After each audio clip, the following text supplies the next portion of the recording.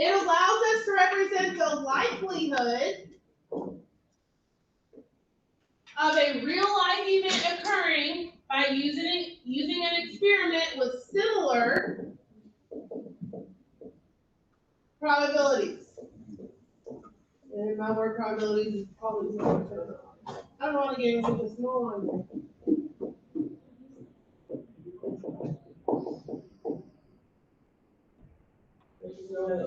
Similar probabilities.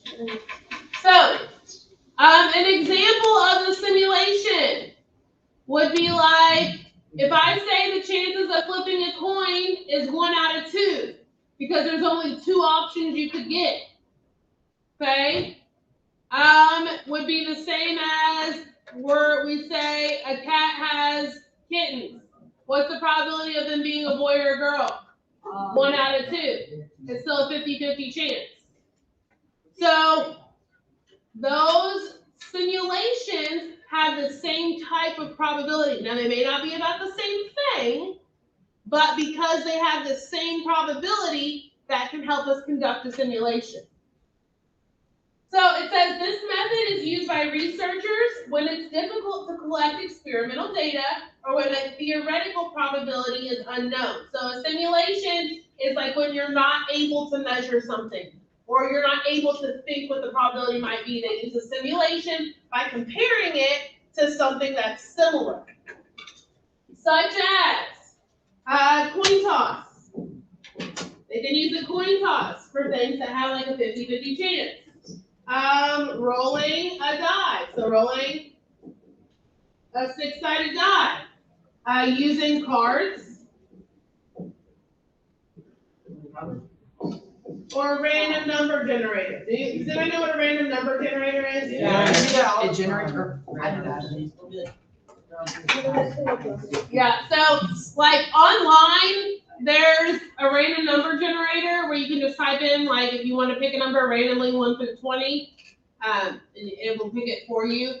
And I guess that would kind of be a random number generator would be similar. So like if I put everybody's name in a hat and drew out a name, that would be very similar to that.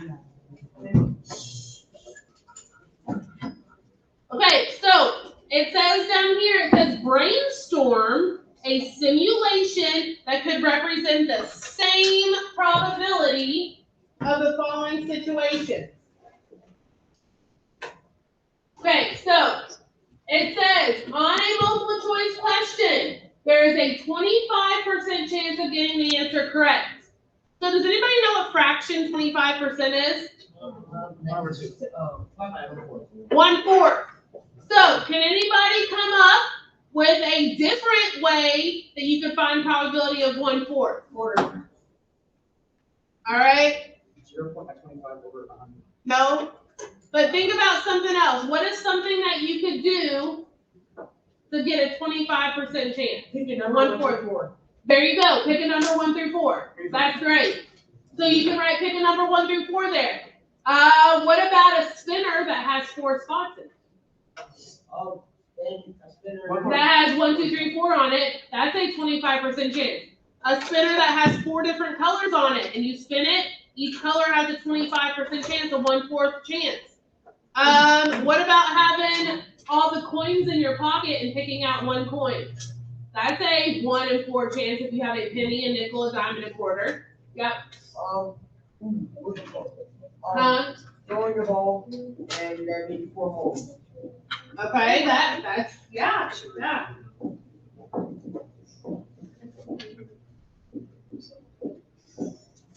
Okay, so any of those would be great to write down there. Any of those. So something that you could physically do is spin a spinner with 4 equal parts. Throw a ball and to see which hole it's going to go in. If there's 4 holes.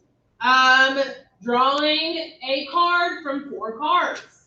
Having 4 coins in your pocket and pulling 1 out. All of those have a 25% chance, a 1/4 chance. Okay, what about the weather report shows that there is a 50% chance of rain? What fraction is 50%? Half. 1/2. So what are some things that have a 1/2 probability? A coin, flipping a coin. Anybody else can think of one? 2 cards. Picking out of 2 cards. 2 holes. Throwing the ball and trying to get into 2 holes. What about yesterday, one of those spinners that just had 2 spots? You spun a spinner, could only land in 1 of 2 things. So all kinds of stuff like that. All right, number 3. Let's see who really has been listening this year. Okay, ready? An average basketball player makes 66% of his free throws. What fraction is 66%? I've gone over this a million times this year. 0.66. 6 What over. fraction? What fraction is 66%? 2/3 of our 2/3, yes, we need yes. 2/3. 2/3.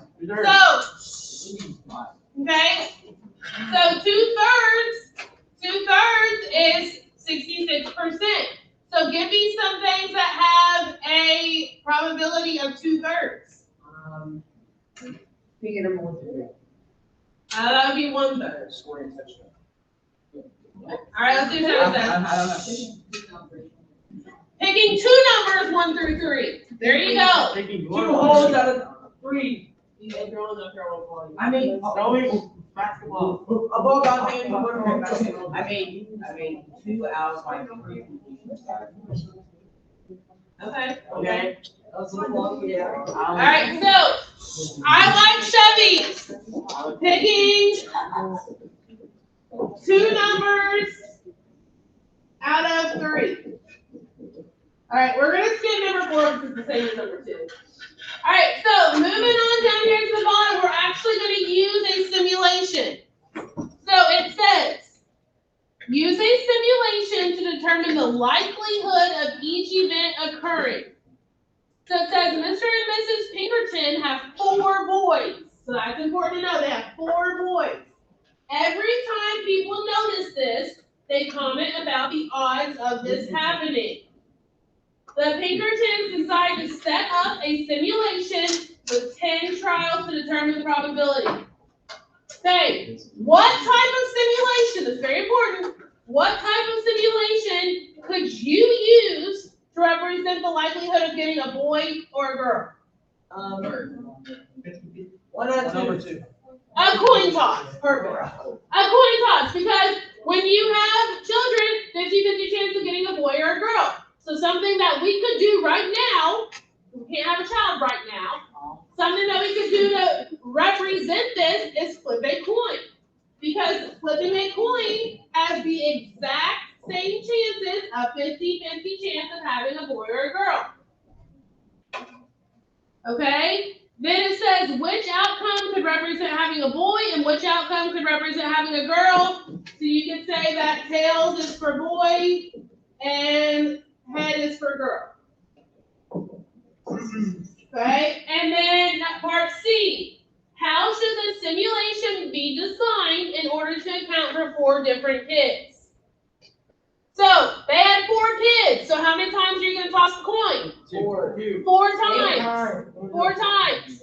4 kids, you toss the coin 4 times. Because when they had their first kid, it was a 50-50 chance of boy or girl. When they had their second kid, it was a 50-50 chance of boy or girl. Third kid, 50-50 chance. Fourth kid, 50-50 chance. So you're going to toss the coin 4 times. But how many times are you going to do that? What they tell you to do? No, 10 trials. They told you right here that you're going to have to do it 10 times. So we're going to toss the coin 4 times for 10 trials.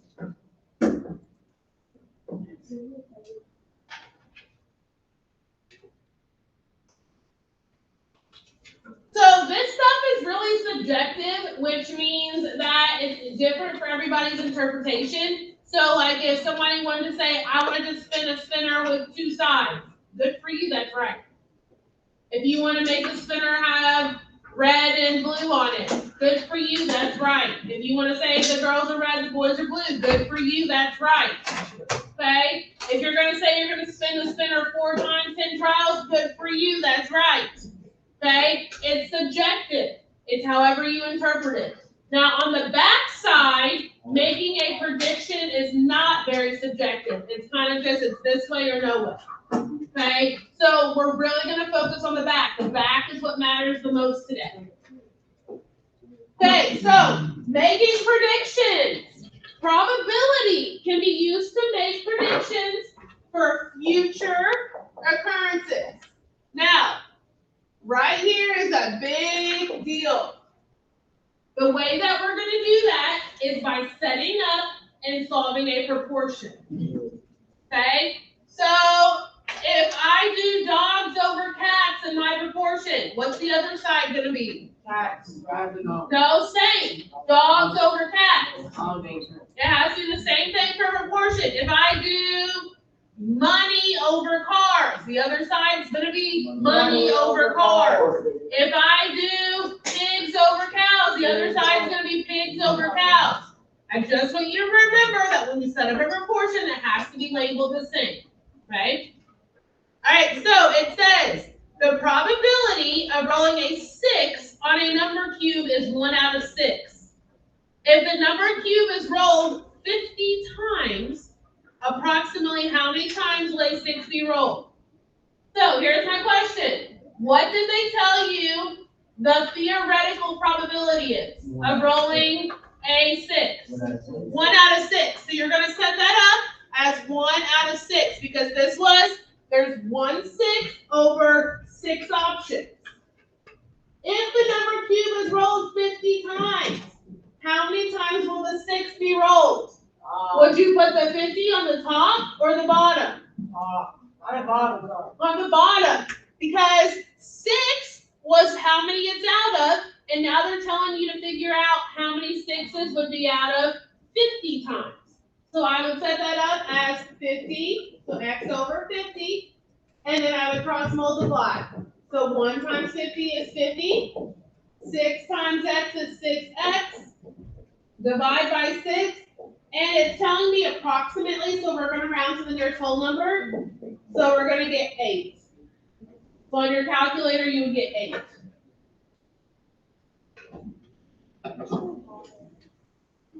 All right, we're going to try number 6.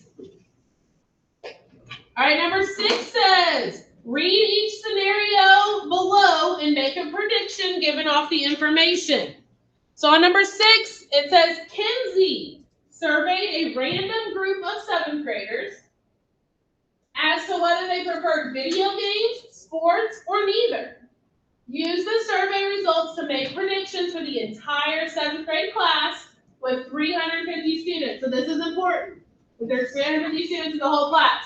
Now, we are going to find some probabilities here. And when we first started simple probability, Preston, what did I always tell you should do first before you start any probability problem? Add them all up. Good job, Raymond. Add them all up. So, when they did this survey, how many people did they survey? Well, we're going to add them up. So, 15 plus 22, that's 37, plus 3, there's 40 total people that they surveyed. Okay? That's always important to do first, so make sure you write that down. I should always do that first. All right, now, it says on part A, what is the reasonable prediction for the total number of 7th graders that prefer video games? So let's first look at the probability of people that prefer video games. So Andy, in the chart, who prefers video games? How many people? No, in the chart, what is the probability of preferring video games? 15. So 15 out of the 40 people that they surveyed, 15 out of the 40 people prefer video games. But the question doesn't ask for that. It asks how many out of the total 7th grade. Well, how many people are total in the 7th grade? 350. Right there. I said that's very important. Okay? So, all right, Sophia, what happened to the 350 on the top or the bottom? The bottom. The bottom, because I'm trying to find how many out of that 350 will prefer video games. So now I'm going to get my calculator, And we're gonna solve this. We're gonna cross multiply. And remember, we're gonna round it to the nearest whole number. So I want you to take a second and solve that. The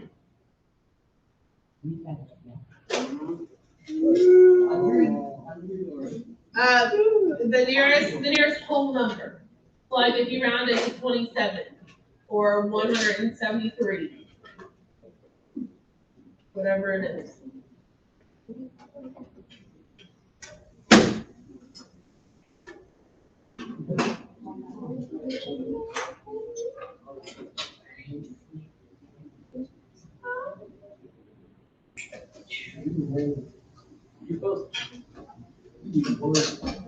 All right, so you can tell me in a second, Chevy. So 15 times 350 is 5,250. 40 times x is 40x. And then I'll divide by 40, and Chevy, what'd you get? 131. So we said we're rounding to the nearest whole number. So 131. 131.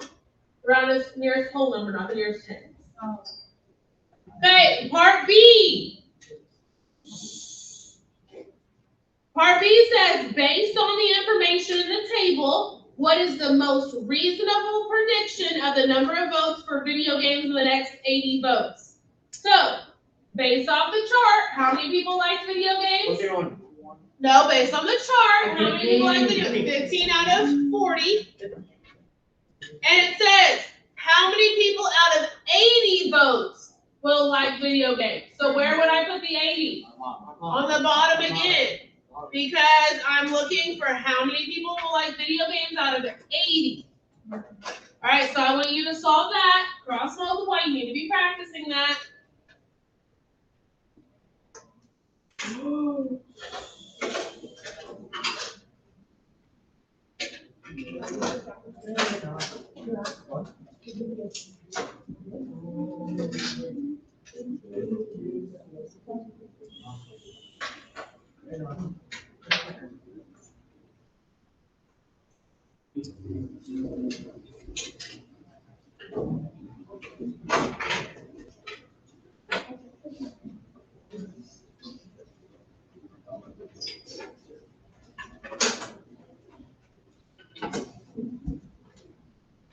All right, Terry, what'd you get?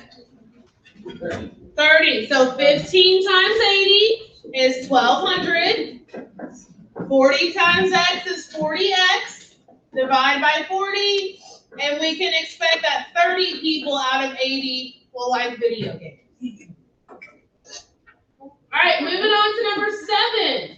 This one, they try to trick you, but you gotta be close and paying attention to the words in that first sentence.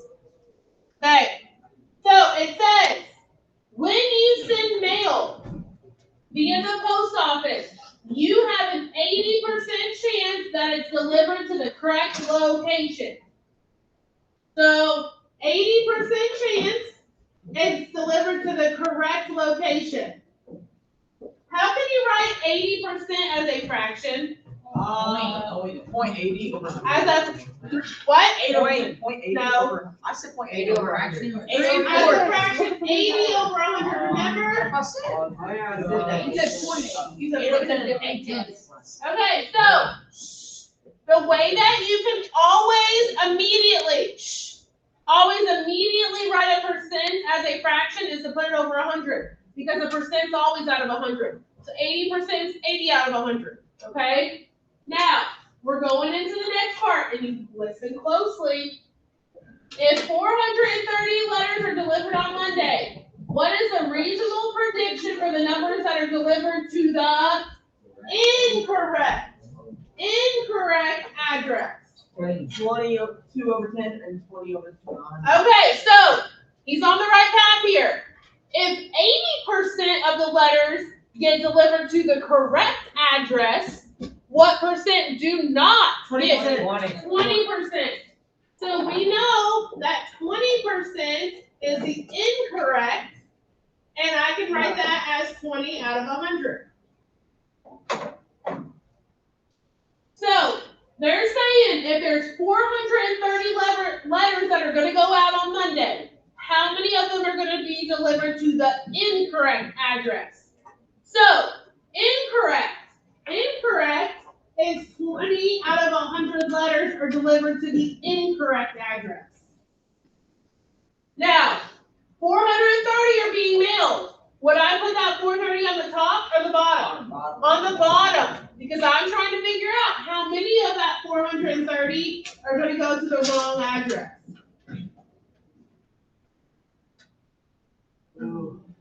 So 20 times 430, that's 8,600.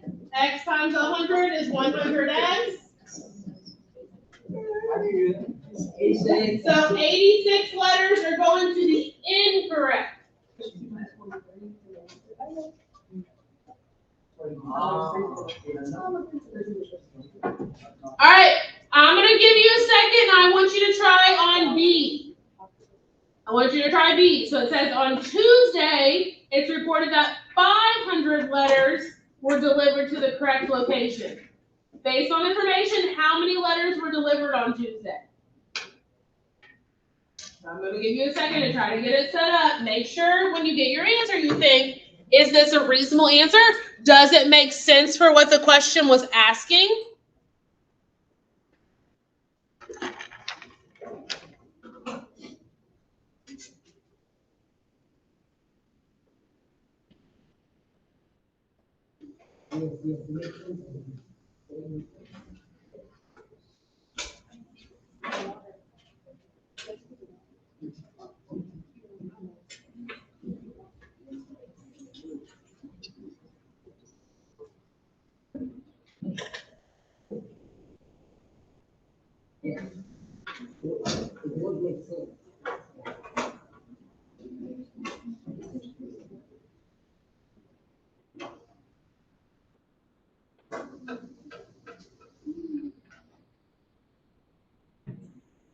Okay, so it says that 500 letters were correct.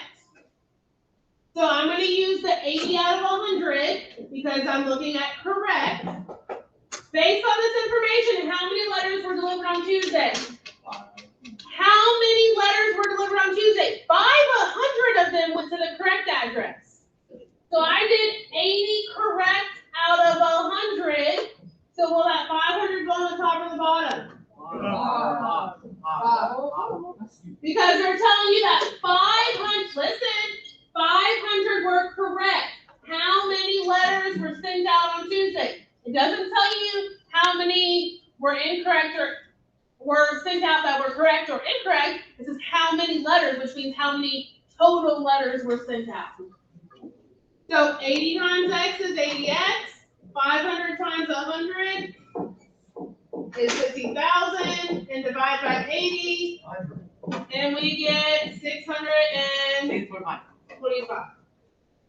625 letters. All right. I'm going to pass out the assignment, and we're going to work on a lot of it together.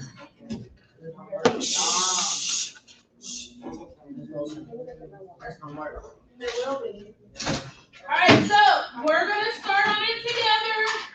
When you get your paper, I want you to go ahead and do number 1 right now.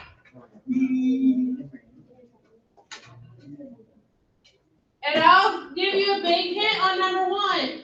First, you need to figure out how many total people they surveyed. Well, you'll have to wait till you get number 1.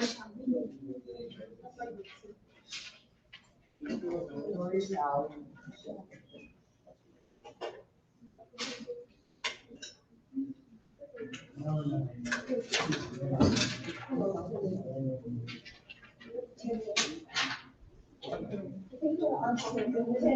right. So figure out how many total people they surveyed first.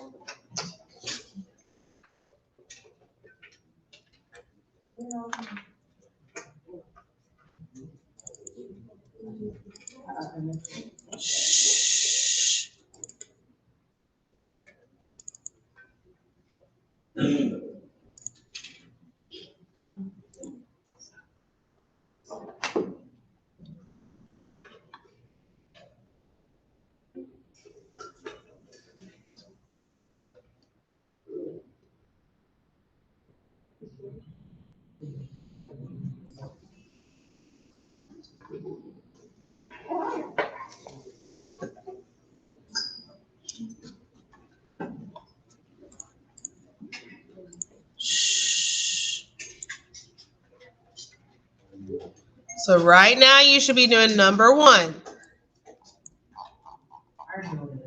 All right.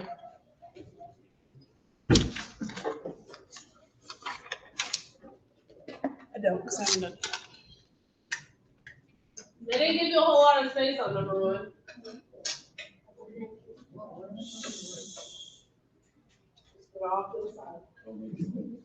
Okay, so first of all, it says a fast food chain surveyed a random sample of students to determine what pizza they prefer. Cheese pizza was preferred by 40, pepperoni was preferred by 28.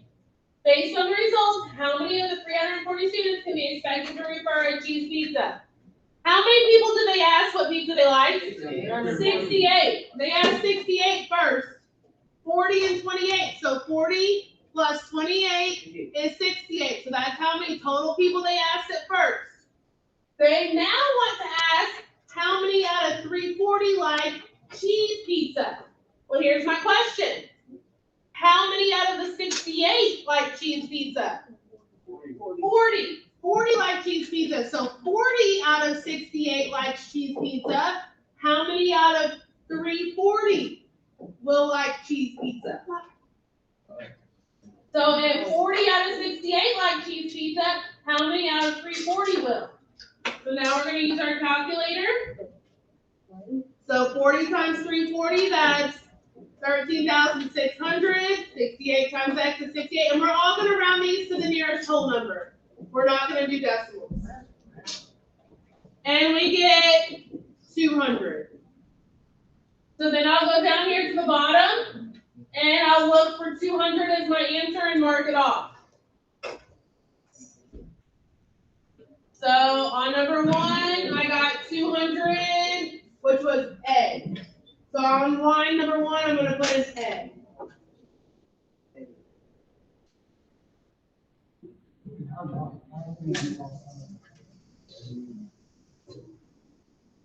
All right, I want you all to do number 4. So we're going to just kind of skip around.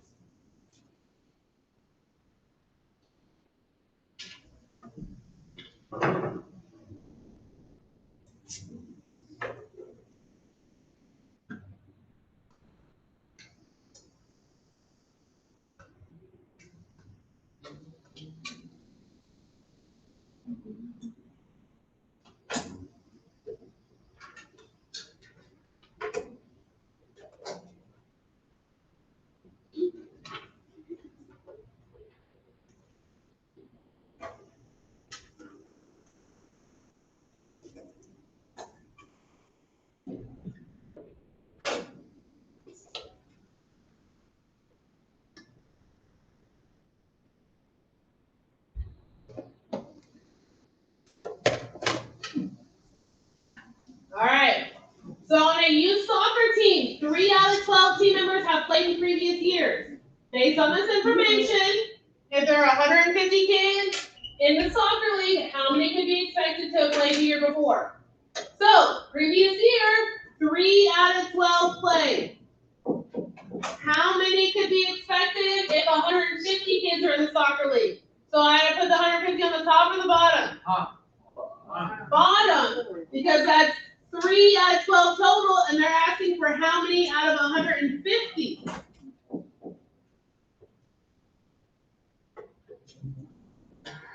So 3 times 150 is 450. 12 times x is 12x. Divide by 12. And I get 37.5, which will round to 38. So M is going to go on line 4.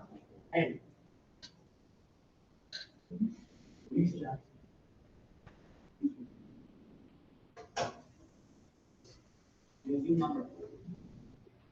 gonna do number 3 now.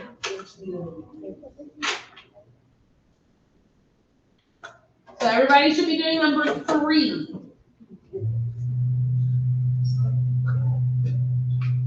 It's on your paper.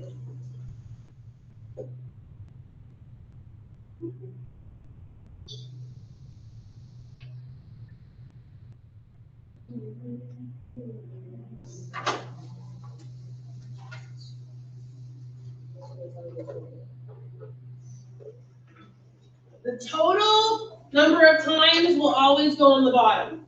If they're not the total number of times, then that would go on the top. All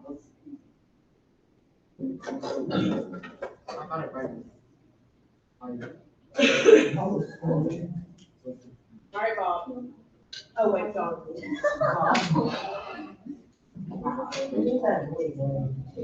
Okay, so let's look at number 3. Suppose a coin is flipped 10,000 times. What is a reasonable prediction for the number of times a coin lands on tail? Well, what is the probability of a coin? 1/5. 50-50, which is 1/2. And then we're going to flip it 10,000 times, so 10,000 will go on the bottom, and my x will go on the top.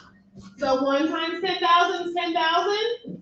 2 times x is 2x. Divide by 2, and we get 5,000. So I go down. And 5,000 is x. So number 3 is x. What are you doing? you'll say the L on me. I don't know. We haven't done that one yet. All right. Okay. Let's do number 8. Let's do number 8.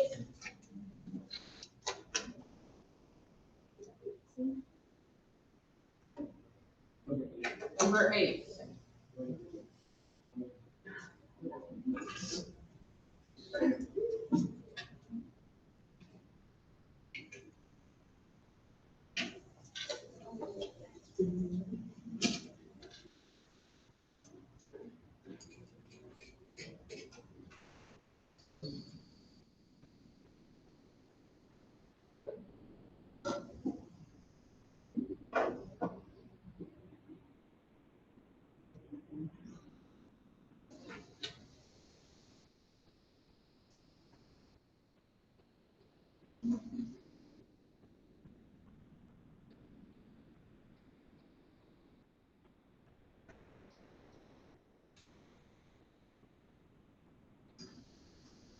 All right.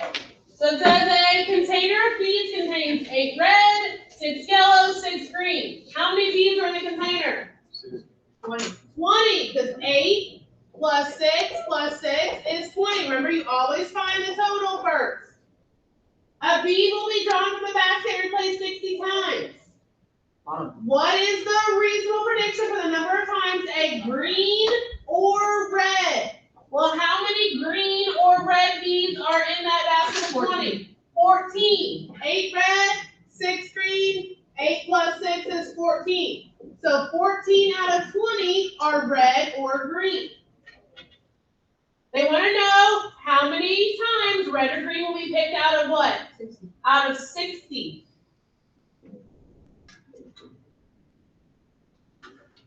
Aiden, what'd you get? I got it.